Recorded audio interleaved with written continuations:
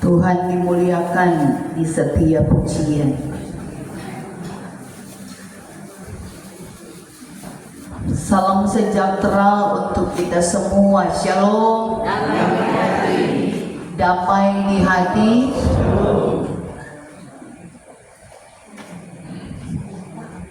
Tak terasa kita sudah ada di minggu Advent yang ketiga.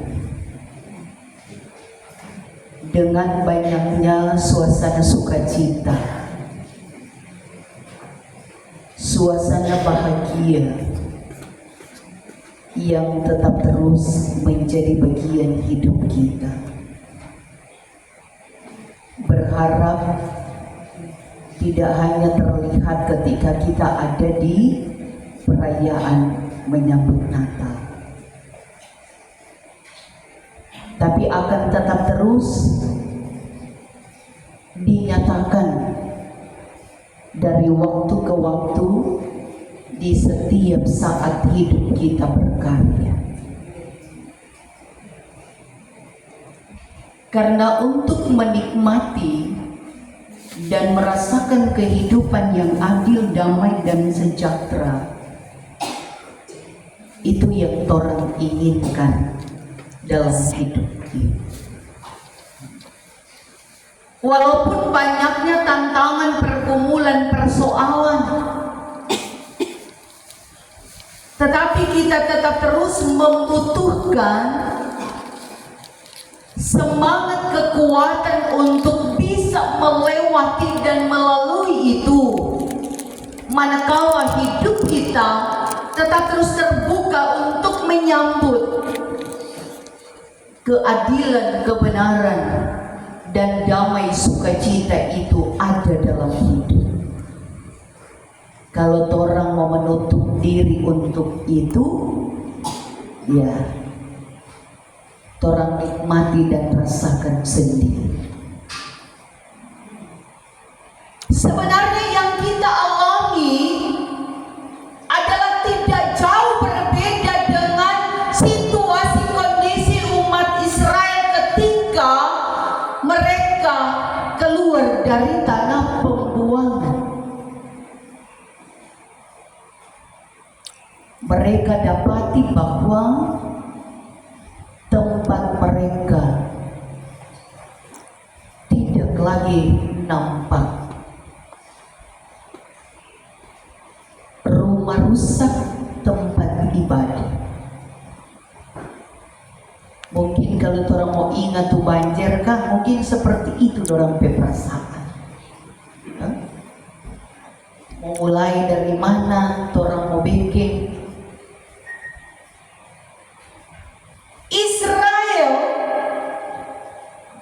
dalam konteks keberadaan kehidupan mereka, betapa mereka mengalami tekanan yang berat dengan adanya situasi kondisi Yerusalem yang mereka akan nikmati untuk mereka kembali duduki sebagai tempat kediaman mereka.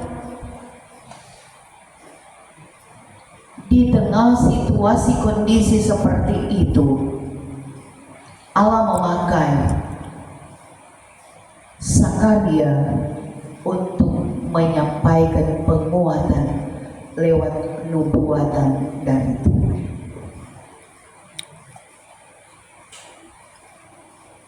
Gambaran sebagai putri-putri Sion adalah gambaran seluruh umat Israel.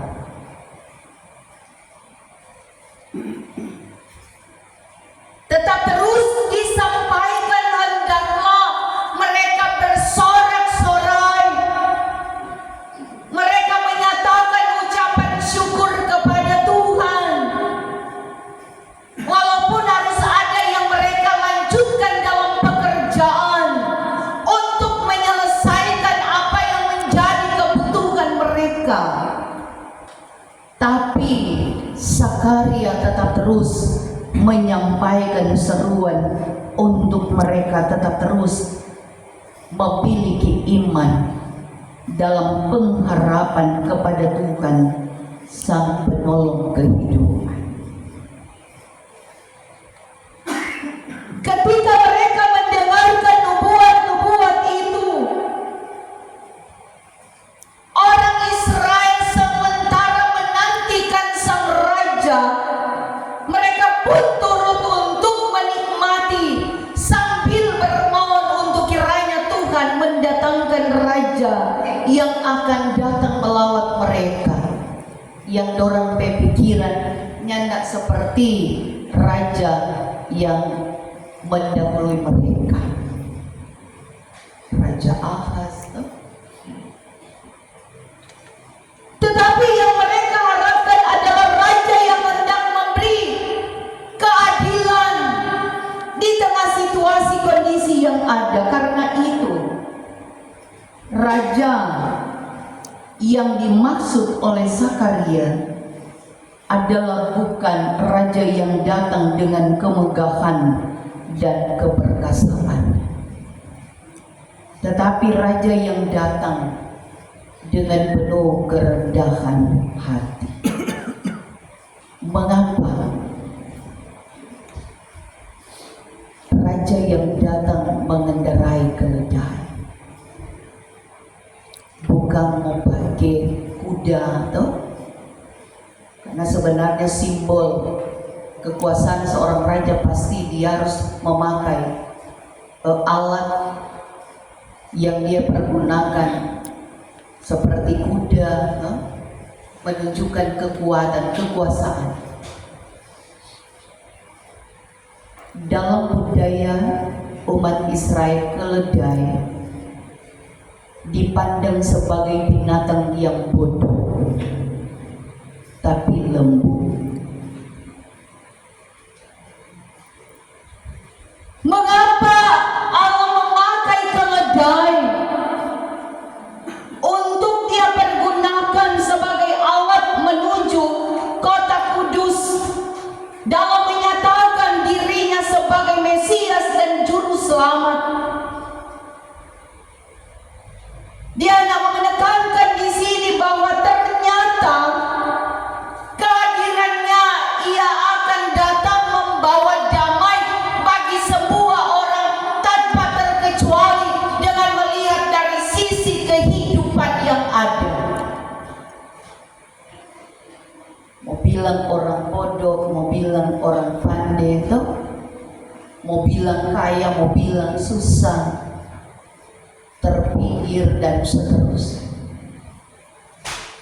Artinya menunjukkan bahwa dia datang sebagai raja bukan hanya dimiliki oleh umat Israel, tetapi akan dimiliki oleh semua Israel masa kini, adalah kita di dalam.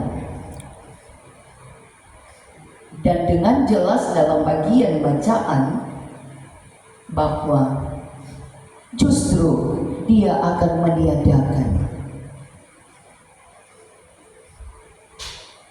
segala sesuatu yang tidak mendatangkan damai bagi umatnya. Dikatakan bahwa karakter raja yang akan datang itu adalah adil dan jaya dan lembut,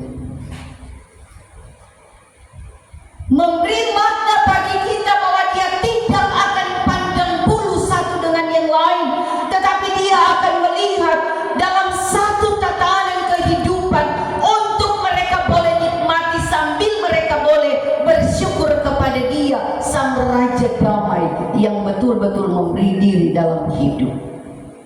Karena itu dikatakan di sini bahwa dia akan mencelakakan setiap kekuasaan yang bersifat duniawi. Artinya ada tolak belakang yang digambarkan oleh Yesus sebagai raja yang adil dan jaya dengan penguasa dunia yang menunjukkan kekuasaan. Dia hendak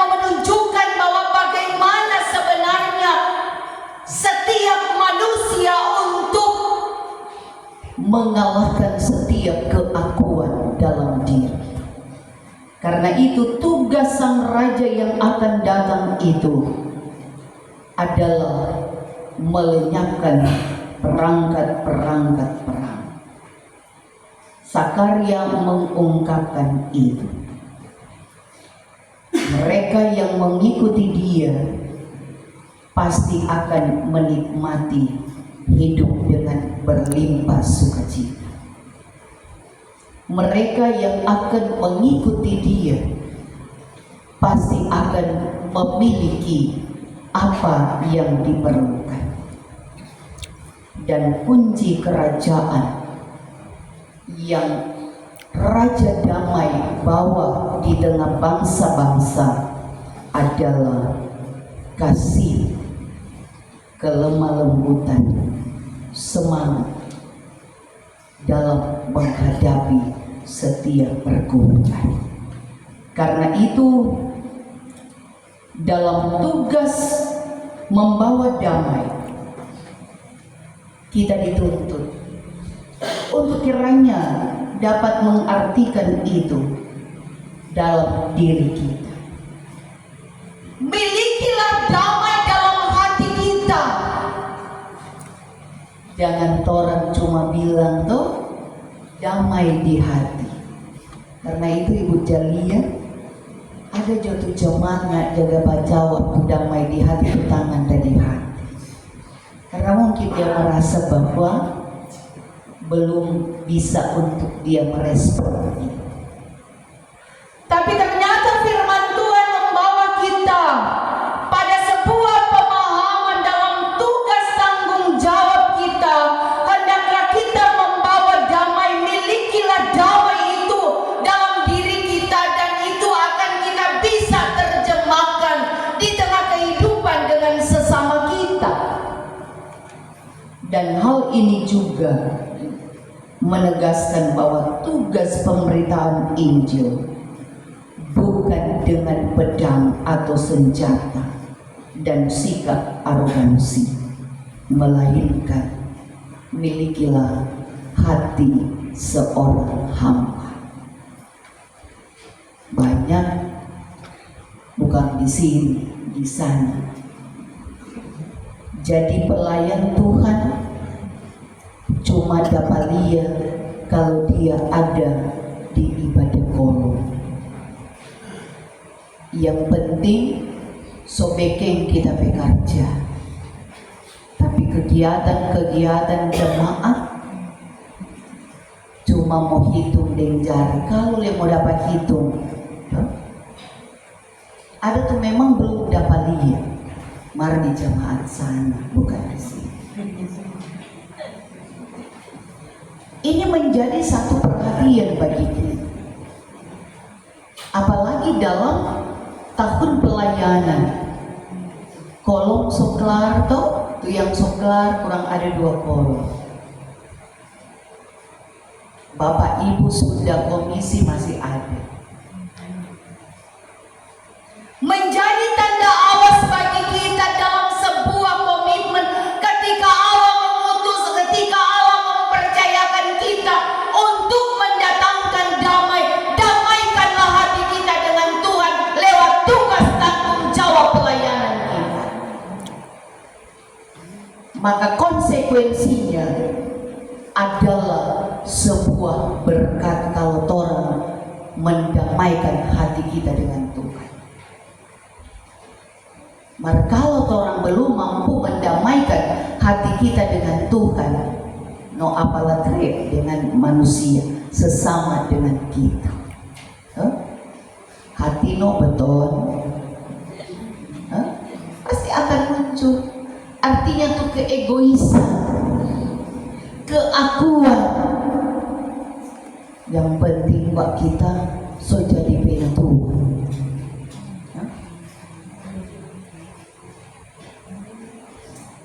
Ini menjadi evaluasi bagi kita. Jemaat disebut sebagai putri-putri Yerusalem yang sementara menantikan damai yang sesungguhnya atas pelayanan dan panggilan kita. Toh kita tidak bisa menerima seutuhnya karena keegoisan dan keangkuhan kita.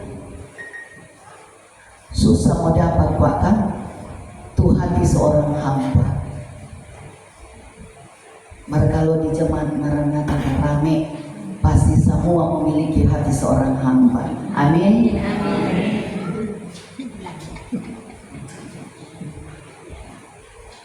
Karena itu di perayaan menyambut Natal, mari kita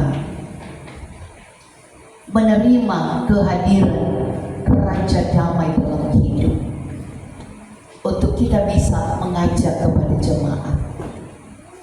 Kita tetap terus kuat, kita tetap terus punya semangat dalam setiap persoalan dan beban hidup,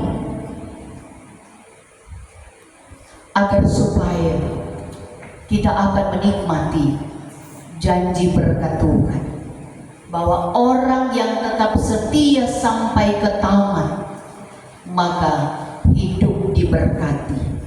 Bukan cuma orang hidup, tapi orang anak cucu turun temurun. Tuhan Yesus memberkati. Amin.